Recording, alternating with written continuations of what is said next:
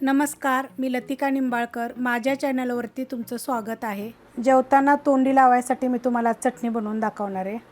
तर हिला आपण चटपटी चटणी म्हणूया.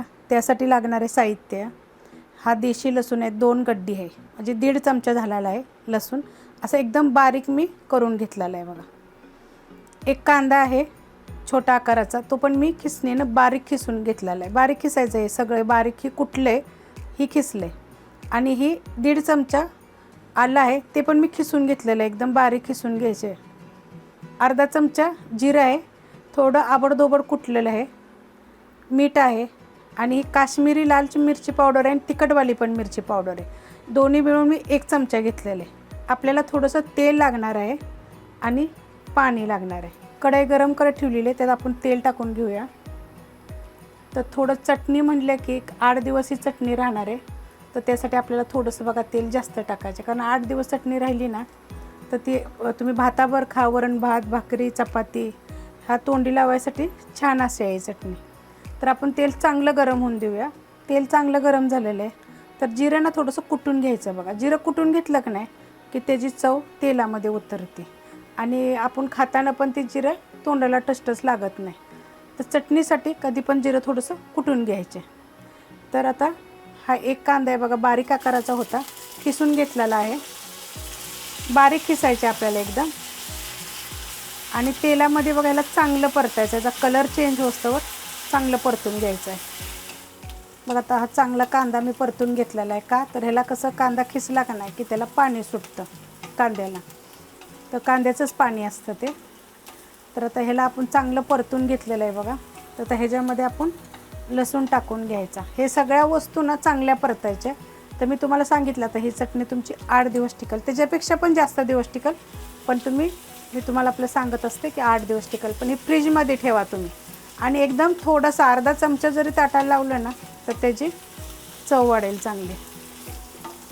जेवताना खायची इच्छा नसते, तर पावसाळ्याचे दिवस आहे, असं वेगवेगळं असं वाटतं काय काय वेगवेगळं खावं. तर त्यासाठी मी ही तुम्हाला चटणी बनवून दाखवत आहे. तर आपण आता ह्याला चांगलं परतून घेतलेलं आहे लसणाला सुद्धा. तर आपण हे आलं टाकून घेऊ. आता आलं पण बघा खिसून टाकायचं आहे, बारीक खिसायचं, वरची साल काढायची आणि खिसायचं बारीक.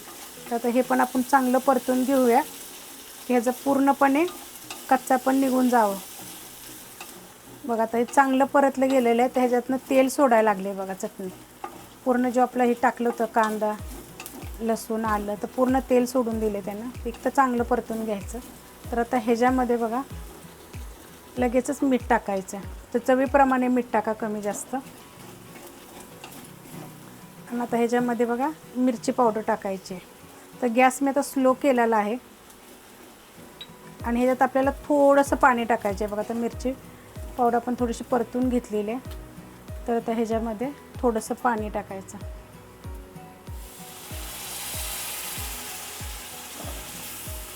तर छोटी बारीक वाटी पाणी टाकलेलं आहे, जास्त पाणी टाकायचं नाही. तर तुम्हाला अजून एक ह्यातली गोष्ट सांगते, जर ह्या चटणीची तुम्हाला जर अजून चव वाढवायची असेल तर ह्याच्यामध्ये जर तुम्ही लोणचं कोणी बनवलं असेल किंवा तुम्ही विकतचं जर लोणचं जरी खात असेल किंवा तुमच्याकडं लोणच्याचा मसाला मी बनवलेला शिकवलेला आहे तो जरी असेल, तर ह्याच्यामध्ये तुम्ही अर्धा चमचा मसाला टाका. जर मसाला असेल तर तुम्ही अर्धा चमचा मसाला टाका. आणि जर मसाला जर तुमच्याकडे नसेल तर लोणच्याचा खार तो टाका. म्हणजे लोणच्याची जी चटणी असते त्याला आम्ही खार म्हणतो, तो अर्धा चमचा टाका. अर्धा चमच्याला बी कमी टाकला तरी चालेल. तर तुम्ही खाऊन बघा ही चटणी, ती टेस्टी. आणि तुम्ही अशी चटणी कधी खाल्ली नसेल, ती चविष्ट अशी छान होईल. तर ह्यात आपण अजून थोडंसं पाणी टाकूया आणि चांगलं शिजवून देऊया हे.